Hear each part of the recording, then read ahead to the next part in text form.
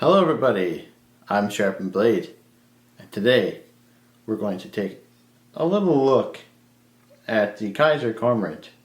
Now this particular knife is a White Mountain Knives exclusive. Instead of S35VN, it has 3V blade steel, and instead of G10, it has brown micarta.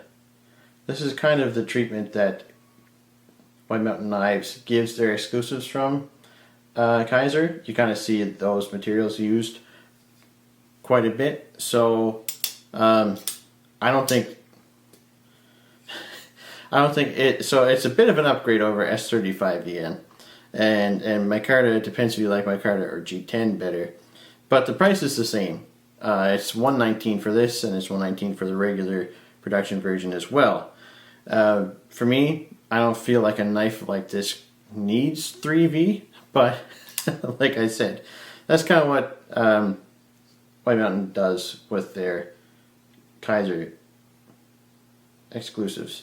I've carried it for a bit. I haven't carried it a whole lot. I've carried it enough to, to kind of wrap my head around what I like and don't like about the knife. As far as the design goes, I like the look of the handle better in micarta than I do in the G10. However, the blade shape kind of loses it for me. So overall, the design just isn't really my taste. It started to grow on me for a bit, and then I just, I don't like it that much. It's a sheep's foot blade with a nice, is it a hollow grind or a flat grind? What did I do with my, here we go here. I'm going to check right off the cuff here. We're going to check and see. I believe it is a flat grind. Yeah, it's a flat grind. It's still nice and slicey. It would have been slicer if it had been a hollow grind, but it looks like it to be a flat grind. But sheep's foot, satin finish, nice looking finish on the blade. It's just I don't like this part. It's a useful blade shape for EDC purposes, but I just don't like this deployment hole, this hole squared off. Yeah, I don't like that. It does serve a purpose of making it easier to reverse flick. I mean, it's nice to have a nice big hole like that to stick your finger in. But it's, just doesn't do it for me. So, yeah, I do, however, like the look of the micarta over the G10 version. And I do like all the contouring. I'll zoom in zoom in a little bit here so you can see what I'm talking about. So they kind of knock down the edges on here. So it's nice and not super round, but it is rounded a bit. It's still flat this way, but the edges are contoured a bit. So that's nice. I like that. And it does feel decent in hand. It's not an overly ergonomic knife.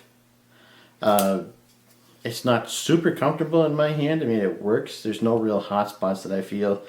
But it is not the most comfortable knife out there. There's jimping here and there's jimping up here, which is nice actually. It is nice because chances are your thumb's going to be past this place. If you choke up a bit, you still have your jimping here.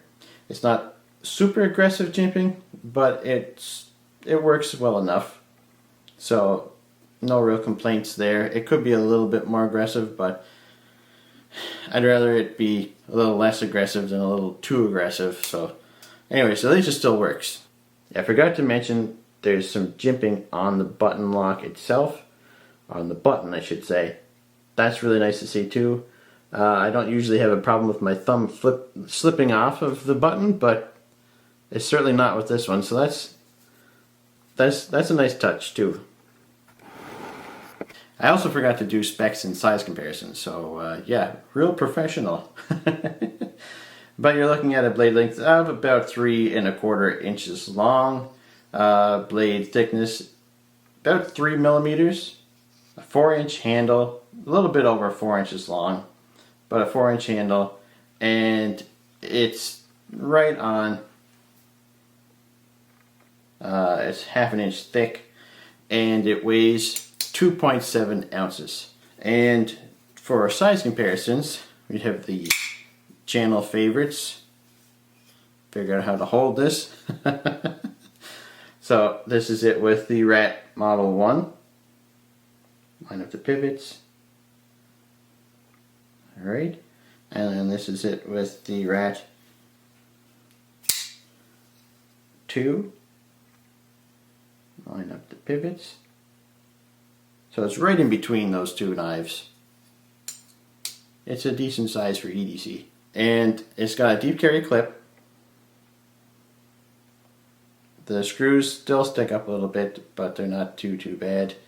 I'll zoom in on that as well.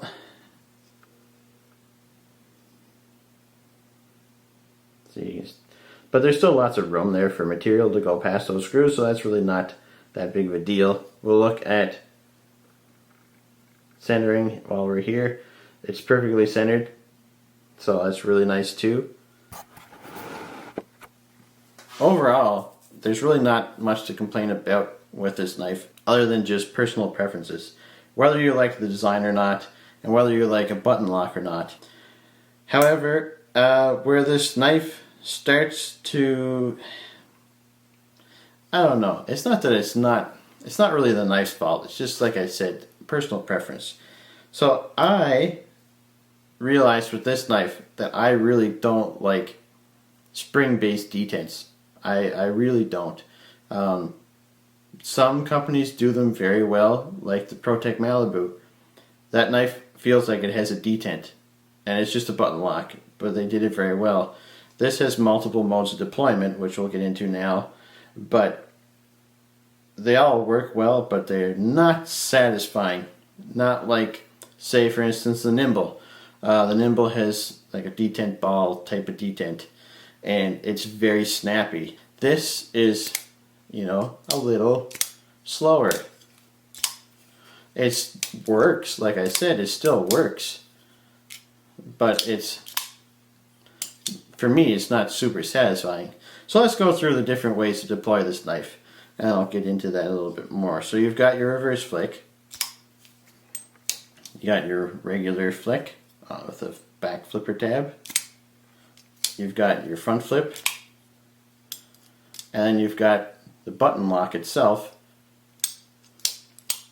or you can use it like this, and it works quite well. I think this would be my favorite mode of deployment, would be with the button lock itself. However, everything else, like I say, works. It's not satisfying for me.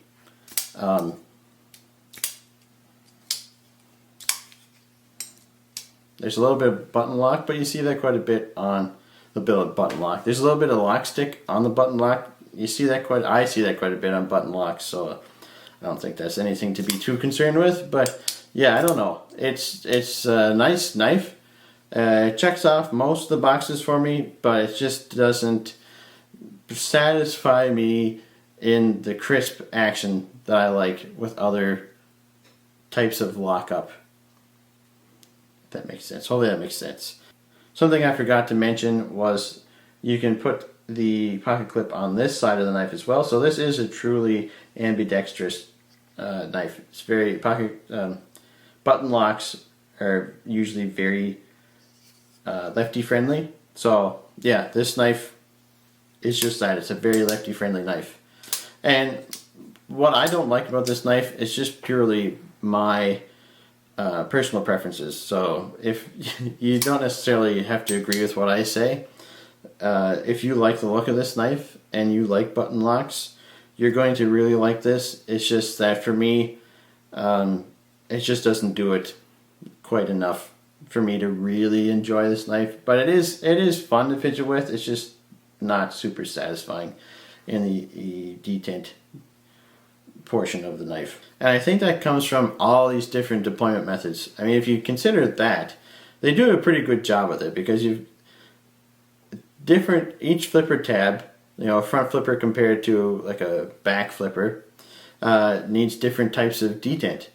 Reverse flick, in order for it to work well with the flipper tabs, it needs to have a different kind of detent. So it does work well for what it's working with. I guess I should at least give it that. There are a lot of deployment methods in here, and it is very smooth. So considering all that, yes, great job. As far as the knife goes, it's a nice knife. And it is fun to fidget with. It's just for me. It's not really to my taste anymore. My tastes have changed, and it's no fault of the knife. It's just me. it's not you. It's me. So anyway, I'll leave a link to White Mountain Knives in the description of this video. I'm not sure if they're doing any more of these or not, but you can sign up for email notification just in case they do release another batch. And you can also find the other versions of the Cormorant. I'm not sure if they're in stock right now or not, but you can check that out. And you can use discount code SHARP10 to receive 10% off. And if you live in the States, you can get free shipping. Thanks so much for watching. Take care.